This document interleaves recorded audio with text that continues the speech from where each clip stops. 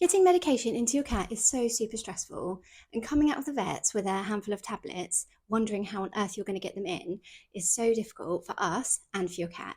It can mean that they end up missing ones if you just cannot get it in, or sometimes we have to resort to ways of just getting it in there. So we end up chasing them around, pinning them down, and like attempting to get it into them, which means even if that time's successful, if it's been stressful, the next time round, then they're going to know what's coming and they're going to avoid you. So this leads to lots of stress for us and lots of stress for our cats. And we know that stress causes behaviour problems, but also impacts on their physical well-being. So if they're already poorly, then stress is the worst thing that we want to do. So I find the easiest way to get it into them is in food, but even that's not as easy as it seems.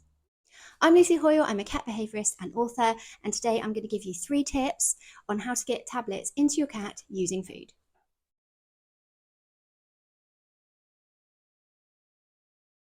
Tip number 1 is to make sure you're using some food that you know your cat absolutely loves.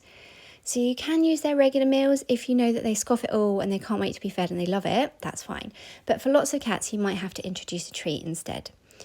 And it can take a little bit of trial and error to make sure that you find one that they absolutely love. So all cats are different and they love some like fish, some like chicken, some like all different things. So it can take some time to find out what's right. Fig loves Fellow Happy Snack. We've used it in the past and he'll have a whole tube, and probably want more afterwards too. So I was pretty sure that this was a good move for Fig and to help him take the tablet. But I have been using tuna. He loves ham as well, so I could consider wrapping the crushed tablet in some ham and giving him that instead. So weigh up your options, do a little bit of trial and error to see what works. But I can recommend a liquid treat because they work really well. Choosing something that smells really strong as well can entice them to have it, but also can disguise the taste of the medication. So luckily the one we're using at the moment is a palatable tablet, which is what it says on the label at least.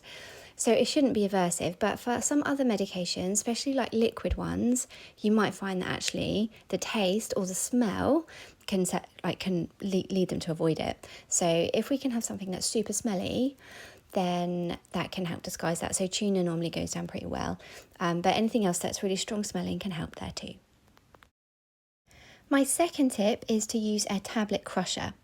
So it can be tempting to snap them in half or break them down into little pieces, or I was previously using the back of a spoon, which worked in that the tablet was crushed, but there were little pieces pinging all over the place and I was having to pick them off the worktop and put them back in. So I've just bought this one off Amazon and it's working really well. So I've put the link in the description if you want that too.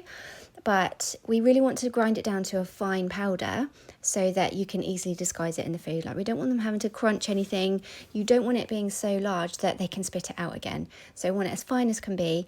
So a tablet crusher is probably an essential for this job.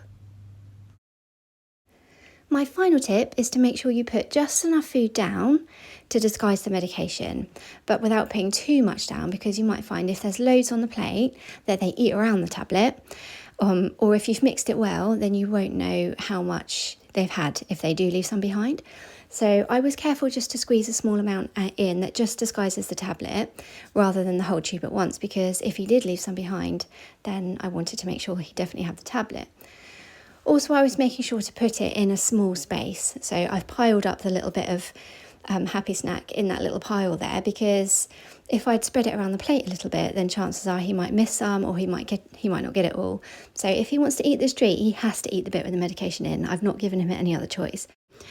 I also realised here that I had left some on the spoon, so I was trying to spoon some off, and then I realised he could just lick the spoon, which works fine too. And if I noticed there was any left behind on the plate, I was just squeezing a little bit on top of it and waiting for him to lick that little bit clean and then picking up the remaining amount of medicine. So this seemed to work pretty well. Oh, it's such a relief when that's done, and so much better when it's as stress-free as possible. So we give Fig a little bit of bonus Happy Snack at the end, a little bit of a fuss, and we're ready to do it all again tonight. I hope you find some of these tips helpful and you're able to medicate your cat without any problems. Do let me know in the comments, or let me know if you have any other questions. Medicating it in this way will help keep your relationship intact and help keep stress to a minimum, which is what we want for both you and your cat across the board.